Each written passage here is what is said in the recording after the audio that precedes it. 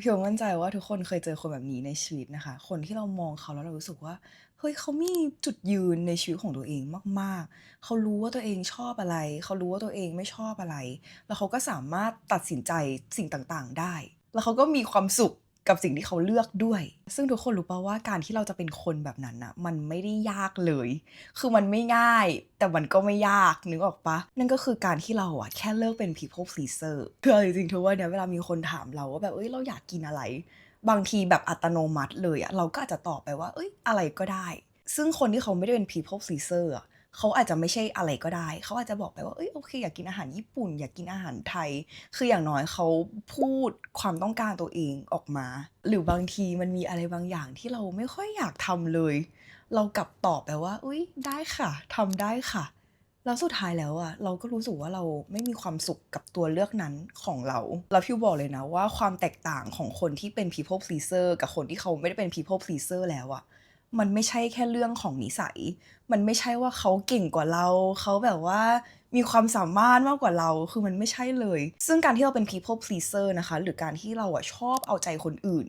ก่อนตัวเราเองอะมันเป็นอะไรเล็กๆที่เกิดจากในวัยเด็กของเราแล้วเดี๋ยววันเนี้ยพิวจะมาไขปริศนาทำยังไงให้เราเลิกกลายเป็น people pleaser แล้วก็มีความสุขกับชีวิตของตัวเราเองมีความสุขกับตัวเลือกที่เราเลือกเองในวันนี้นะคะก็จะมีทั้งหมด3พาร์ทแรกเนี่ยก็คือ people pleasing คืออะไร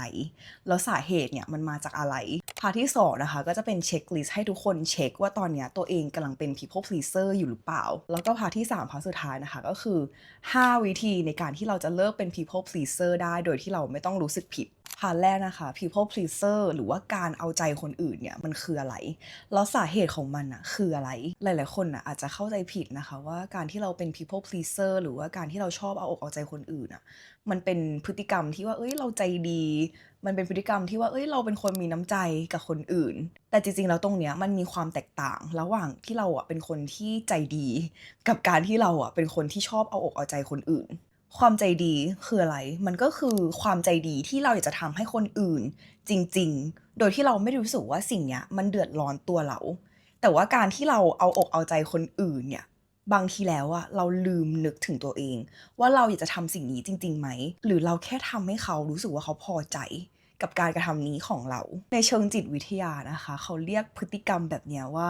การตอบสนองแบบเอาอกเอาใจเพื่อความปลอดภัยของตัวเราเองแล้วสิ่งเนี้ยมันมีชื่อเรียกเลยว่า fawn response นักจิตวิทยาที่ชื่อ Pete Walker นะคะเขาบอกว่า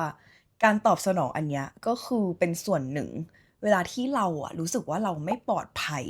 เราก็เลยต้องตอบสนองแบบเอาอกเอาใจอีกคนเพื่อให้เรารู้สึกว่าเราปลอดภัยเราสามารถเป็นคนที่เขาจะไม่ทำร้ายเราได้พูดง่ายๆเลยก็คือถ้าเกิดสมมุติมันมีความขัดแย้งเกิดขึ้นน่ะเราจะเลือกคล้อยตามคนอีกคนเพื่อให้มันไม่มีปัญหาเกิดขึ้น เพื่อให้มันไม่มีความขัดแย้งเกิดขึ้นเพื่อให้มันเกิดความสงบสุขแล้วถามว่าเราจะทำได้ยังไงล่ะก็คือเราก็เลยต้องตามใจอีกคนหนึ่งแล้วพอมันไม่มีปัญหาเกิดขึ้นเนี่ยมันก็เหมือนเป็นการรักษาความปลอดภัยให้กับตัวเราเองแล้วเขาบอกว่า people please หรือว่าการตอบสนองแบบ fawn response เนี่ยมันเกิดขึ้นตั้งแต่สมัยที่เรายังเด็กนะคะมันมีงานวิจัยเลยเขาวิเคราะห์คนพันกว่าคนว่าเฮ้ยมันเกิดจากอะไรสาเหตุหลักก็คือเด็กเหล่านั้นน่ะโตมากับผู้ปกครองที่ไม่มีความมั่นคงทางอารมณ์คือมันไม่ใช่ว่าผู้ปกครองไม่รักลูกนะแต่มันเป็นแค่ความรู้สึกว่าเฮ้ยคาดเดาอารมณ์ไม่ได้ว่าเขาเดี๋ยวจะดีเดี๋ยวจะร้ายเด็กก็เลยต้องมีสกิลการเอาตัวรอดที่เอาไว้อ่านสีหน้าคนหรือว่า read the room อยู่ตลอดเวลาว่าเฮ้ยคนนี้กำลังรู้สึกแบบไหนคนนี้กำลังโกรธหรือเปล่าคนนี้กำลังมีความสุขหรือเปล่า ก็คือเป็นกลไกการเอาตัวรอดของเด็กคนหนึ่งที่จะสามารถทำได้เวลาที่เขาอยู่ในสภาพแวดล้อมแบบนี้แล้วพอโตขึ้นเนี่ยทักษะเนี้ยมันก็ยังติดตัวเด็กคนนั้นอยู่ก็คือทักษะที่จะทำให้คนอื่นอะพอใจอยู่ตลอดเวลาเกิดมาเป็นคำว่า people pleaser ในปัจจุบันที่หลายๆคนเคยได้ยินคำนี้กันอยู่แล้วพฤติกรรมเนี้ยคนส่วนใหญ่แล้วอะเขาไม่ได้เป็นคนเลือกนะว่าเขาจะเป็นแบบนี้ แต่ด้วยความที่ระบบประสาทสมองของเราอะมันถูกโปรแกรมมาแบบนี้ตั้งแต่เด็กแล้วพอโตขึ้นมาเราก็ยังเป็นชินกับพฤติกรรมแบบนี้อยู่คือบางทีอะเรารู้ว่าในใจเราอะอยากจะตอบว่าไม่แต่ปากเราที่พูดออกไปอะเราก็ตอบไปแล้วว่าเอ้ยได้เลยค่ะโอเคหลังจากที่ทุกคนพอจะรู้แล้วนะคะว่า people pleaser เกิดจากอะไรเกิดจากการเอาตัวรอดแบบไหนในวัยเด็กของเรา พาร์ทที่2นะคะก็คือตอนนี้เนี่ยเรากำลังเป็น people pleaser อยู่หรือเปล่าเดี๋ยวเรามาทำควิซกันนะคะมีทั้งหมด8สัญญาณนะคะสัญญาณแรกเลยเนี่ยก็คือเราตอบว่าได้ทั้งที่เราเนี่ยไม่อยากทำสัญญาณที่2นะคะก็คือเรารู้สึกผิดมากเวลาที่เราจะต้องปฏิเสธใครสักคนทั้งที่จริงๆแล้วอะเรามีเหตุผลซัพพอร์ตนะว่าเราจะปฏิเสธเขาเพราะอะไรสัญญาณที่3นะคะก็คือขอโทษบ่อยมากแม้ว่าจะไม่ใช่ความผิดของตัวเองอย่างเช่นขอโทษนะที่เราไม่สามารถไปได้แต่จริงๆแล้วมันก็อาจจะไม่ใช่ความผิดเรานึกออกปะที่เราไม่ว่างในวันนั้นสัญญาณที่4นะคะก็คือเปลี่ยนความคิดเห็นของตัวเองตามคนอื่นพอเราเริ่มรู้สึกว่าคนอื่นเขาไม่ได้เห็นด้วยกับความคิดเห็นของเราแต่จริงๆแล้วความคิดเห็นของเรามันอาจจะไม่ได้มีอะไรผิดนึกออกปะคือการที่เราคิดเห็นไม่ตรงกันอะพี่รู้สึกว่ามันเป็นอะไรที่ปกติมากๆขอแค่เรามีเหตุผลซัพพอร์ตในความคิดเห็นของตัวเองอะก็คือโอเคแล้วสัญญาณที่5ก็คือเรารู้สึกไม่สบายใจมากๆเวลาที่เรารู้ว่ามีคนเขาไม่พอใจเราแต่ว่าเรายังไม่ได้ทำอะไรผิดเลยสัญญาณที่6ก็คือชอบพูดว่าอะไรก็ได้แล้วแต่เลยทั้งที่จริงๆแล้วอะเราก็มีสิ่งที่เราต้องการจริงๆนะแต่เราขอเลือกที่จะพูดว่าอะไรก็ได้ไปก่อนสัญญาณที่7ก็คือรู้สึกเหนื่อยรู้สึกหมดแรงกับการที่ต้องอ่านสีหน้าคนทุกคนตลอดเวลาสัญญาณที่8ก็คือสูญเสียความเป็นตัวเองไม่รู้เลยว่าตอนนี้ตัวเราเองอะกำลังต้องการอะไรคือพิวบอกเลยนะว่าเมื่อก่อนพิวเนี่ยเป็นทุกข้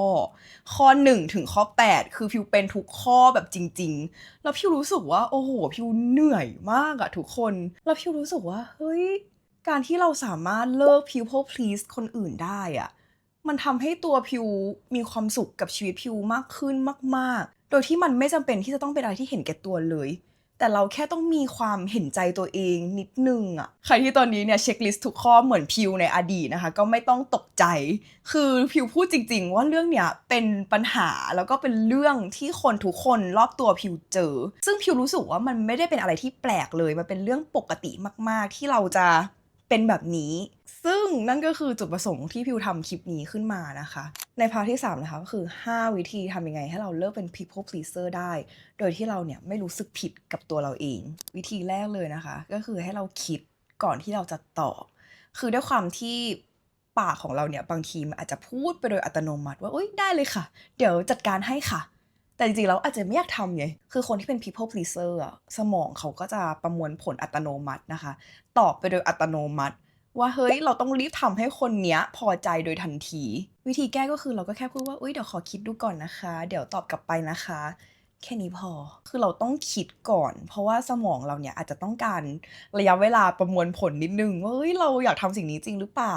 ถ้ามันเป็นสิ่งที่เราอยากทำจริงๆโอเคตอบได้ไปได้เลยคือแค่เราหยุดแบบนึงอะมันก็ทำให้สมองเราอะสามารถเลือกได้แบบมีสติโดยที่ไม่ใช่การตัดสินใจแบบว่ากระทันหันโดยที่เราอาจจะมาเสียใจทีหลังยกตัวอย่างง่ายๆนะคะเวลามีคนเขามาขอความช่วยเหลือเราอย่างเงี้ยแทนที่เราตอบกลับไปทันทีว่าเอ้ยได้ค่ะเราอาจจะแบบเอ้ยเดี๋ยวขอกลับมาคิดก่อนนะแล้วเดี๋ยวเราทักไปนะว่ายังไง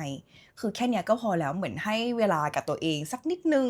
ขอเวลากลับมาคิดแป๊บนึงแล้วเราค่อยตอบกลับไปก็ได้เหมือนกันวิธีที่2นะคะก็คือการฝึกมี micro boundary หรือว่ากล้าที่จะพูดถึงความต้องการของตัวเองสมมติเพื่อนเราอย่างเงี้ยชวนเราไปกินข้าวเขาบอกว่าเอ้ยไปกินร้านอาหารญี่ปุ่นร้านนี้ไหมแต่ว่าเราเนี่ยรู้สึกว่าเราไม่ได้อยากกินอาหารญี่ปุ่นเลยเราก็อาจจะลองพูดออกไปว่าเอ้ยเป็นอาหารไทยหรือว่าเป็นอาหารอิตาเลียนได้ไหมคือเพื่อนเขาจะเห็นด้วยกับเราก็ได้ว่าเอ้ยเขาก็มีร้านอาหารไทยบางร้านที่เขาอยากกินเหมือนกันอย่างเงี้ยคือพี่รู้สึกว่ามันไม่ได้มีอะไรที่เป็นความขัดแย้งเลยกับการที่เราแค่พูดความต้องการของเราออกไปหรือถ้าเกิดว่าเพื่อนเราชวนเราไปดูหนังอย่างเงี้ยแต่เพื่อนชวนเราดูหนังผีแล้วเราไม่ได้อยากดูหนังผีเพราะเรากลัวมากเราก็อาจจะบอกเพื่อนไปว่าเอ้ยกลัวหนังผีมากเลยไปดูเรื่องอื่นไหมหรือว่าไปทำอย่างอื่นแทนไหม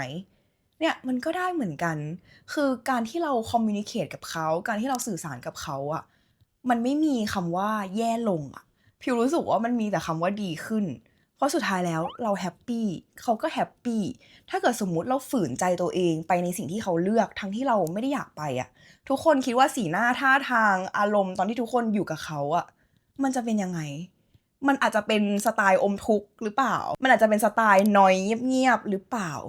คือเราไม่ต้องให้มันเกิดสิ่งนี้ขึ้นเราก็บอกความต้องการของเราไปเลยตั้งแต่แรกสุดท้ายแล้วมันก็คือแฮปปี้กันทั้งคู่แล้วทุกครั้งที่เราเริ่มสื่อสารความต้องการของเราอะให้กับอีกคนฟังอะมันก็จะทำให้สมองของเราจดจำได้ว่าเฮ้ยการที่เราพูดความต้องการของตัวเองออกไปเนี่ยฉันปลอดภัยนะ ฉันมีความสุขนะ ฉันโอเคนะ ฉันไม่ได้เป็นอะไรเลย มันก็คือการที่เราโปรแกรมสมองเราใหม่ค่อยๆปรับสมองเราใหม่ให้มีความคุ้นชินกับสิ่งนี้มากขึ้นวิธีที่3นะคะก็คือต้องแยกให้ออกว่าตอนเนี้ยเรากำลังมีความสุขหรือว่าเรากำลังฝืนวิธีแยกคือง่ายมากๆนะคะก็คือทุกครั้งก่อนที่เราจะตอบตกลงอะไรไปอะให้เราถามตัวเองก่อนว่าเฮ้ยนี่คือสิ่งที่เรากำลังอยากทำหรือเปล่าหรือว่าเราทำเพียงเพราะว่าเรากลัวอีกคนนึงเขาจะไม่พอใจเรากลัวอีกคนนึงเขาจะโกรธเราถ้าคำตอบอะมันคือคำว่ากลัวว่าเขาจะไม่พอใจเราอะอันเนี้ยมันก็คือเรากำลังฝืนตัวเองทำในสิ่งที่เราไม่ได้อยากทำแต่เราทำเพื่อให้อีกคนชอบเราพอใจเราอันเนี้ยมันก็คือ people pleaser แต่ถ้าคำตอบของเราอะมันคือเรากำลังมีความสุขกับการตอบตกลงครั้งนี้ก็นั่นแปลว่าอันเนี้ยคือความสุขของเราแหละเราไม่ได้ฝืนอะไรเราแหละ ก็คือทำได้เลยก็คือแค่ถามตัวเองว่าเราโอเคไหมที่จะทำสิ่งนี้ยกตัวอย่างง่ายๆสมมุติว่าวันนี้ทุกคนมีนัดกินข้าวกับเพื่อนตอนเย็นแต่ว่าวันนี้ตื่นเช้ามาทุกคนป่วยแล้วทุกคนก็รู้สึกว่าทุกคนไม่กล้าปฏิเสธเพื่อนคนนี้เพราะว่ากลัวว่าเพื่อนคนนี้จะโกรธเราทุกคนคิดว่า energy ตอนที่ทุกคนเจอเขาอะมันจะเป็นยังไง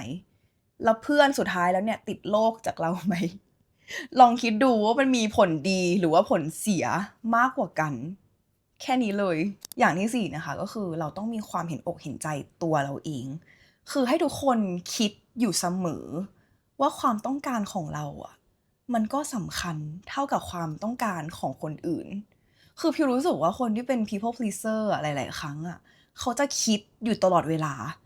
ว่าความต้องการของคนอื่นสำคัญกว่าความต้องการของฉัน มันก็เลยทำให้พฤติกรรมทุกอย่างในชีวิตของเขาอะเป็นการเอาอกเอาใจคนอื่นอยู่ตลอดเวลาแล้วความต้องการของตัวเองอะก็คือมาหลังสุดเป็นอันดับสุดท้ายตลอดอันนี้คือมันมีเป็น research เลยนะคะของนักจิตวิทยาว่าการที่เรามี self compassion หรือว่าการที่เรามีความเห็นอกเห็นใจตัวเองอะมันจะทำให้เราอะสามารถมี boundaries กับคนอื่นได้ง่ายขึ้นแล้วเวลาที่เรามีความเห็นอกเห็นใจตัวเองอะมันก็จะทำให้เราอะต้องการ external validation หรือว่าการถูกยอมรับจากคนอื่นน้อยลงด้วยเพราะว่าเราเห็นอกเห็นใจตัวเองเราเห็นคุณค่าในตัวของเราเองแล้วก็อย่างที่5อย่างสุดท้ายนะคะก็คือฝึกโอเคกับความไม่โอเคหรือว่าความอึดอัดคือพี่รู้สึกว่าสิ่งเนี้ยมันเป็นอะไรที่ยากมากๆเลยนะสำหรับ people pleaser เพราะว่าเรารู้สึกว่าเราไม่อยากให้ใครบนโลกเนี้ยไม่พอใจเราเลยนึกออกปะแต่พี่อยากให้ทุกคนลองคิดดูดีๆเวลาที่มีเพื่อนอย่างเงี้ยปฏิเสธเราทุกคนเลิกเป็นเพื่อนกับเขาเลยไหมทุกคนโกรธเขาเลยไหมทุกคนไม่พอใจเขาขนาดนั้นเลยไหมคำตอบก็คือไม่ขนาดตัวเรายังไม่ได้ไม่พอใจเลยเวลาที่มีคนปฏิเสธเรานึกออกปะเราก็แค่ลองปรับมุมมองดูว่าถ้าเกิดปกติที่ผ่านมาในชีวิตเราเนี่ยเวลาเพื่อนปฏิเสธเราก็ไม่ได้โกรธอะไรเขาทำไมเราถึงคิดว่าทุกครั้งที่เราปฏิเสธคนอื่นอะเขาจะต้องโกรธเราแต่ถามว่ามันมีไหมคนที่เขาโกรธเราเวลาที่เราปฏิเสธเขาอะมันก็มีแต่ถามจริงๆว่าคนแบบเนี้ยเขาเป็นคนที่หวังดีกับเราจริงๆหรือเปล่า พิวมั่นใจว่าทุกคนรู้คำตอบอยู่แล้วแล้วการที่เราสามารถที่จะโอเคได้กับความรู้สึกเนี้ยความรู้สึกเวลาที่มีคนไม่พอใจเราเพียงเพราะว่าเราตอบปฏิเสธเขาไปอะสมองของเราก็จะค่อยๆจำว่าเฮ้ยการที่เราสามารถอยู่กับความรู้สึกนี้ได้อยู่กับความอึดอัดนี้ได้อะเราโอเคนะเราไม่ใช่เป็นอะไรนะเรายังปลอดภัยอยู่นะ เพราะว่าถามว่าคนที่เขารับได้อะมีไหมในชีวิตเรา คนที่เขาไม่โกรธเรา คนที่เขาไม่ได้ไม่พอใจเรา แต่เขาโอเคกับการตัดสินใจของเราอะมันก็ยังมีนึกออกเปล่าแล้วพี่รู้สึกว่าเราควรจะให้ความสำคัญกับคนเหล่านี้มากกว่า แต่มันก็ไม่ใช่ว่าเราไปปฏิเสธเขากะทันหันนึกออกเปล่าก่อนที่เราจะทำอะไรอะเราก็ต้องเผื่อเวลาให้อีกคนเขานิดหนึ่งไม่ใช่เพื่อนเราออกจากบ้านมาแล้วเราไปปฏิเสธเขาอย่างเงี้ยอันเนี้ยมันก็ไม่ใช่คือเราก็ต้องนึกในมุมมองของเขาด้วยก็ประมาณนี้นะคะทั้งหมด5ข้อคือพี่รู้สึกว่าบางข้อก็ง่ายบางข้อก็ยากแต่พี่รู้สึกว่าทุกข้อเนี่ยมันจะทำให้ทุกคนน่ะสามารถเลิกเป็น people pleaser ได้แล้วก็สามารถมีความสุขในชีวิตของตัวเองมากขึ้นได้ คือเมื่อก่อนอะพิวรู้สึกว่าพิวมีปัญหากับเรื่องนี้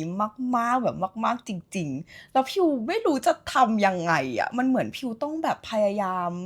เอาใจคนอื่นอยู่ตลอดเวลาจนพิวสูญเสียความเป็นตัวเองพิวไม่รู้ว่าชีวิตพิวชอบอะไรพิวไม่รู้ว่าชีวิตพิวต้องการอะไร แล้วพิวก็อยากให้ทุกคนรู้ว่าเฮ้ยการที่เราเป็น people pleaser อะมันไม่ใช่ความผิดของเราเลยมันเป็นอะไรเล็กๆน้อยๆที่เราสะสมมาตั้งแต่ในตอนที่เรายังเป็นเด็กมันเป็นระบบประสาทสมองของเราที่แบบเฮ้ยมันถูกโปรแกรมมาแบบนี้มันก็เลยทำให้เราตอบสนองไปโดยอัตโนมัติโดยที่เราอาจจะไม่รู้ตัวแต่ในวันเนี้ยที่เราเริ่มรู้แล้วว่าเฮ้ย people pleaser มันคืออะไรมาจากไหนแล้ววิธีแก้ของมันคือมีอะไรได้บ้างพิวก็อยากให้ทุกคนอะลองไปปรับใช้กับชีวิตของตัวเองดูคือพิวมั่นใจว่าอย่างน้อยที่สุดอะมันจะทำให้ทุกคนอะรู้สึกมีความสุขกับตัวเลือกของตัวเองมากขึ้นแล้วการที่เราเลือกที่จะทำตามความต้องการของตัวเองก่อนอะมันไม่ใช่เห็นแก่ตัวนะถ้าสิ่งที่เราทำมันไม่ได้เกิดผลเสียอะไรกับใครทั้งสิ้นพิวรู้สึกว่ามันคือรากฐานมันคือเบสที่จะทำให้ความสัมพันธ์ของเรากับคนอื่นดีขึ้นเพราะว่าทุกครั้งที่เรารู้สึกว่าเราไม่ฝืนอะไรบางอย่างอะ พิวรู้สึกว่าความรู้สึกเนี้ยมันเป็นอะไรที่ดีมากๆสมมุติทุกคนรู้สึกว่าทุกคนไม่ฝืนเลยเวลาที่ทุกคนไปเจอเพื่อนคนเนี้ยความรู้สึกตอนที่ทุกคนอยู่กับเพื่อนคนเนี้ยมันก็จะเป็นอะไรที่ดีมากๆแต่ในทางตรงกันข้ามถ้าเกิดทุกคนฝืนที่จะทำอะไรบางอย่างที่ทุกคนรู้สึกว่าไม่อยากทำมากๆแบบมากๆอะสุดท้ายแล้วอะผลลัพธ์ที่มันมาจากความฝืนอะทุกคนคิดว่ามันดีหรือเปล่า หรือมันจะออกมาเป็นแบบไหนก็ก่อนจบคลิปนี้เหมือนเดิมนะคะพิวก็มีการบ้าน3ข้อไว้ทุกคนทำนะคะอย่างแรกเลยนะคะก็คือให้ทุกคนฝึก micro discomfort ในชีวิตประจำวันอันนี้จะเป็นอะไรก็ได้นะคะอย่างเช่นสมมติเพื่อนชวนไปกินร้านอาหารที่เราไม่อยากกินอย่างเงี้ยเราก็ลองบอกเขาดูว่าเอ้ยวันนี้เราอยากกินร้านอะไรอยากกินอาหารแนวไหนอาจจะลองให้ choice เขาไปนิดนึงให้ตัวเลือกเขาไปนิดนึงเพื่อที่สุดท้ายแล้วว่าเราจะได้หาตรงกลางได้แล้วก็อย่างที่2นะคะให้ทุกคนพูดกับตัวเองทุกเช้าหรือว่าเขียนลงในสมุดก็ได้ว่าความต้องการของเราสำคัญเท่ากับความต้องการของคนอื่นไม่ใช่ความต้องการของคนอื่นสำคัญมากกว่าความต้องการของเราคือถ้าเกิดตอนนี้ทุกคนยังไม่เชื่อ 100% ก็ไม่เป็นไรนะคะแต่พิวอยากให้ทุกคนเข้าใจว่าความต้องการของทุกคนอะมันสำคัญเหมือนกันแล้วก็อย่างที่3นะคะอันนี้คือพิวอยากรู้เฉยๆว่าปกติแล้วทุกคนรู้สึกว่าตัวเองอะเอาอกเอาใจคนอื่นเรื่องไหนมากที่สุดหรือว่ามีพฤติกรรม people please กับคนอื่นอะเป็นเรื่องไหนแล้วทุกคนจะแก้ยังไงนะคะก็ให้ทุกคนพิมพ์มาในคอมเมนต์ได้เพื่อเป็นการเตือนตัวเองว่าเอ้ยโอเคต่อไปนี้เนี่ยฉันจะทำแบบนี้นะฉันจะได้ไม่ต้องทำแบบเดิมอีกก็สามารถแชร์กันได้นะคะพิวมั่นใจว่ามันจะเป็นประโยชน์กับทุกคนที่ได้เข้ามาอ่านอย่างแน่นอนก็ขอบคุณทุกคนนะคะที่ตั้งใจดูคลิปนี้กันมาถึงตรงนี้พิวมั่นใจว่าทุกคนสามารถเลิกเป็น people pleaser ได้แล้วก็สามารถมีความสุขกับตัวเลือกของตัวเองได้สามารถมีความสุขกับการใช้ชีวิตของตัวเองได้พิวก็หายไปหลายอาทิตย์ก็หวังว่าคลิปนี้จะมีประโยชน์กับทุกๆคนที่ได้กดเข้ามาฟังนะคะถ้าเกิดว่าตอนนี้ทุกคนกำลัง struggle เรื่องอะไรมีปัญหาเรื่องอะไรก็สามารถบอกพิวได้นะคะคือตอนนี้พิวมีเรื่องที่จะแชร์กับทุกคนแบบเป็น100ล้านเรื่องแต่ว่าพิวก็เลือกไม่ถูกเหมือนกันว่าพิวจะแชร์เรื่องไหนก่อนก็ถ้าเกิดทุกคนพิมพ์เข้ามานะคะก็เดี๋ยวพิวอาจจะเอาบางคอมเมนต์ไปทำในคลิปถัดไปนะคะก็สามารถพิมพ์เข้ามากันได้เลยก็เดี๋ยวเราเจอกันคลิปหน้านะคะทุกวันอาทิตย์ 10 โมงเช้าเหมือนเดิมแล้วเดี๋ยวเราเจอกันค่ะบ๊ายบาย